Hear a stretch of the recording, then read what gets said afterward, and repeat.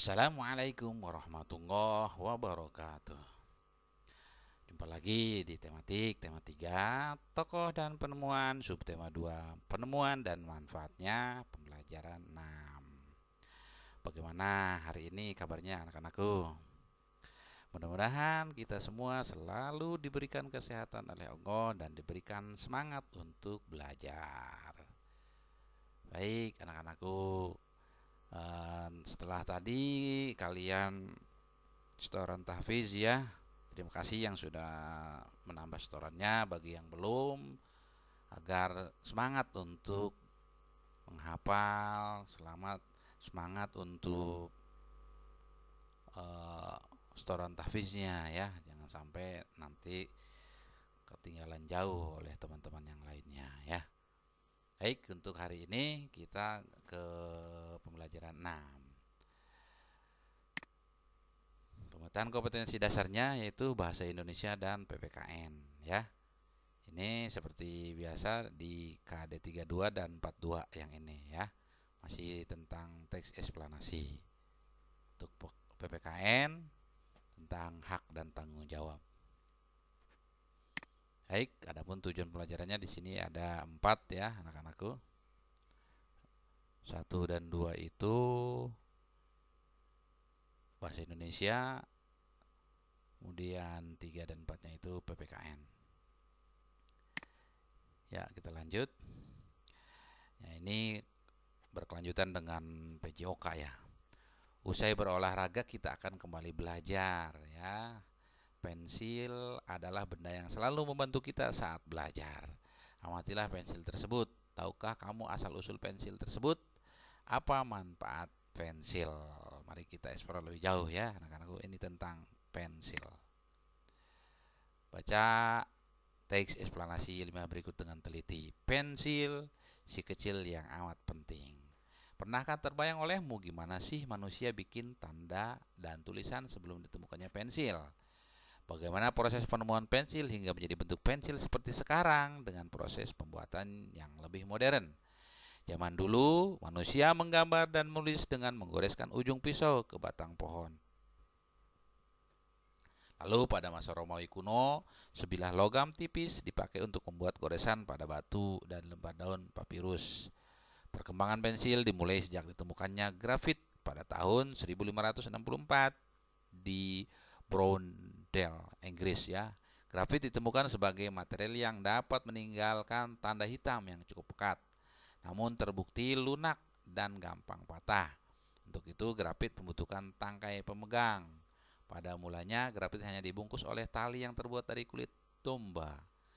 Terus ditemukan cara untuk memasukkan grafit di antara dua bilah kayu yang dilubangi.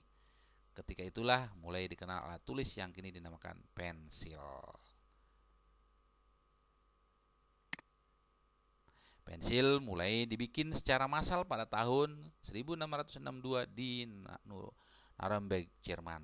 Selanjutnya mulai abad 19, Faber-Castell, Lyra, Staedtler, dan perusahaan-perusahaan lain mengembangkan pensil buat alat tulis secara pesat. Pada zaman modern, pensil dibuat dengan hancurkan grafit murni sama tanah liat hingga berbentuk bubuk. Kemudian campuran ini dicetak menjadi bentuk tipis panjang dan dilapis dengan kayu. Jadilah pensil dengan bentuk yang kita kenal saat ini. Pensil menjadi benda yang penting banget hingga saat ini. Kalau nggak ada pensil kita bakal kesulitan waktu lagi belajar. Kita juga nggak bisa bikin karya tulis seperti cerita pendek, puisi, dan tulisan lainnya. Ya, itulah tentang pensil. Ya, ini kalimat-kalimatnya ya nanti kita akan eksplor lebih jauh. Kalimatnya banyak yang ini ya, yang tidak baku nih kalimatnya, nanti kalian cari tahu nih kalimat mana aja nih kata-kata yang tidak baku di sini ya. Oke, itu tentang pensil. Kita sekarang ke sini. Temukan informasi penting pada teks eksplanasi ilmiah tentang penemuan pensil tersebut. Tuliskan jawabanmu pada diagram berikut sesuai dengan urutan paragrafnya. Ya, masih tentang teks eksplanasi, di mana teks eksplanasi itu mempunyai ciri-ciri ya. Ada, nanti kita akan bahas bersama-sama tentang pensil ini ya. Oke, ada topik masalah tuh ya. Di paragraf pertama topik masalahnya apa? Pertanyaan tentang penemuan dan perkembangan pensil. Tuh ya, tinggal kalian pindahkan nih di buku kalian ya.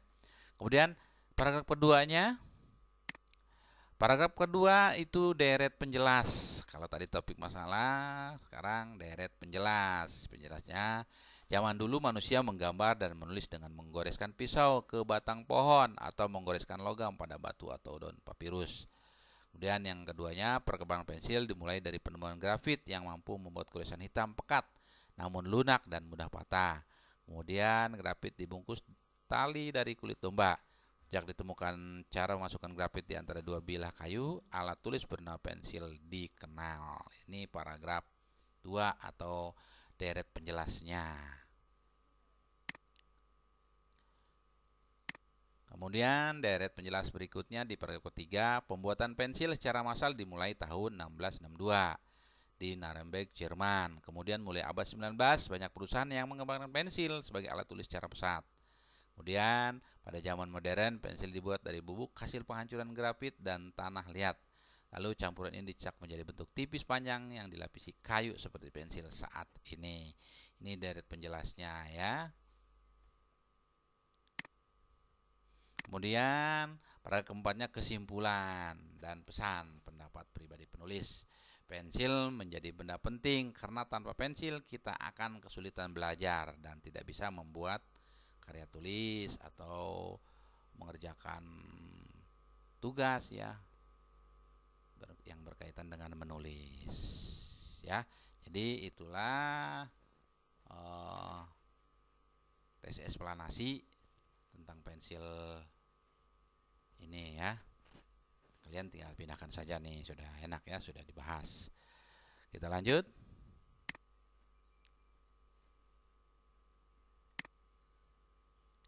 Cermati kembali teks tersebut, temukan kata-kata bercetak miring di dalamnya. Yang tadi ya, tadi banyak kata-kata yang tidak baku tuh anak-anakku ya, kalian bisa melihatnya yang dicetak miring ya. Nah ini juga silakan ya ditambahin atau kalian bisa memindahkan. Ini sudah tuliskan semua kata bercetak miring tersebut untuk pembelajaran berikutnya ya, ditulis aja dulu nanti. Nah gimana sih tuh bikin tuh ya, ini udah dibuat nih ya, udah di Poji buat nih ya, buat hancurkan sama banget, kalau nggak ada bakal waktu lagi nggak bisa bikin ya, kembangkan dibikin terus ya. Ini kata-kata yang tidak baku yang bercetak miring ya, kalian tinggal tulis tuh, enak nih udah ada jawabannya ya. Lanjutnya,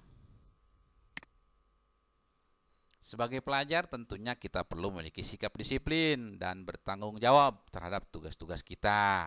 Bagaimana akibatnya jika kita tidak memiliki sikap tersebut? Nah, ini tentang disiplin dan tanggung jawab. Ayo mengamati, ingatkah kamu tentang kisah Ani? Hak dan tanggung jawabnya. Ayo kita cermati kembali cerita tersebut, kewajiban dan tanggung jawab.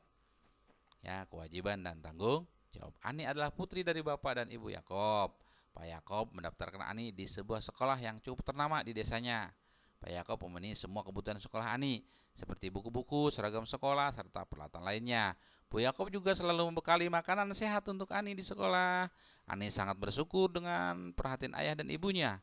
Ia selalu mematuhi nasihat ayah dan ibu. Ani juga rajin sekolah, rajin belajar, dan mengerjakan tugas sekolah tanpa perlu diingatkan.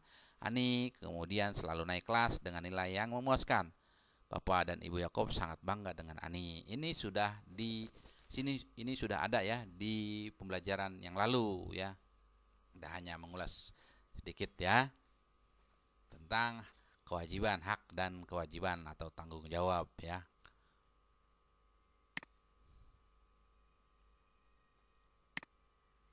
Nah, hak Ani satu, mendapatkan pendidikan, mendapatkan asupan makanan yang sehat, mendapatkan perhatian orang tua. Ini hak-hak Ani itu tadi sudah dipenuhi oleh orang tuanya. Dampak jika bertanggung jawab pada kewajiban, menjadi orang berpendidikan, tuh membanggakan orang tua karena sudah melaksanakan kewajibannya ya, belajar dengan baik ya. cita-cita akan tercapai. Nah, ya, ini tentang tanggung jawab tuh. Kemudian manfaat kewajiban. Tujuan akan tercapai, dihargai orang lain, dalam hal ini orang tua. Oh, haknya sudah, kewajibannya harus dilaksanakan. Dampak jika tidak bertanggung jawab pada kewajiban, terjebak dalam kebodohan. Tuh, kenapa tidak belajar ya? Akan terjebak dalam kebodohan. Malas tuh sama ya, akan terjebak dalam kebodohan. Nanti mengecewakan orang tua ya, orang tua sudah memberikan makanan-makanan yang sehat, kemudian sudah membiayai ya, ternyata kaliannya tidak semangat, kaliannya malas-malas. Nah, itu akan mengecewakan orang tua ya. Gagal nanti mencapai cita-cita. Ini ya tentang bertanggung jawab, tentang hak dan kewajibannya. Oke, baik, yang lainnya hampir sama dengan di pembelajaran berikutnya.